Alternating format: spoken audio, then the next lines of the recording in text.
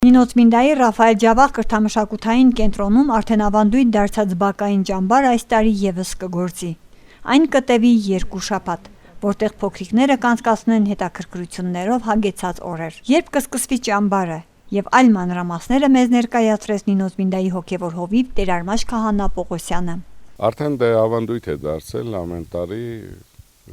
ամառը կազմակերպում ենք բակային ճամբար 7-ից 8 տարեկան երեխաների համար։ 2 շաբաթ է տևում մեր ճամբարը, որի ընթացքում մեր երեխաների հետ խաղում ենք, պարում ենք, սովորեցնում ենք, աղոթքով սկսում ենք ամեն օր եւ այդ 2 շաբաթվա ընթացքում ինչ հնարավոր է մեր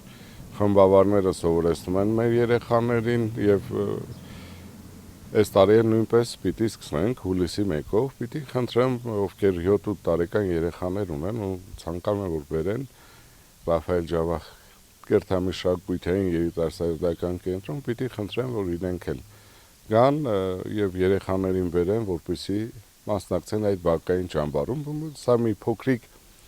ամառվա ընթացքում երեխաներին զբաղեցնում ենք փողոցից, կտրում ենք եւ փորձում ենք ինչ-որ բան սովորեցնել։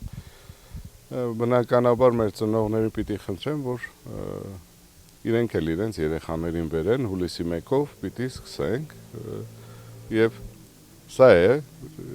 որպեսզի իմանան, տեղյակ լինեն եւ ծնողները իրենց երեխաներին բերեն ճամբար։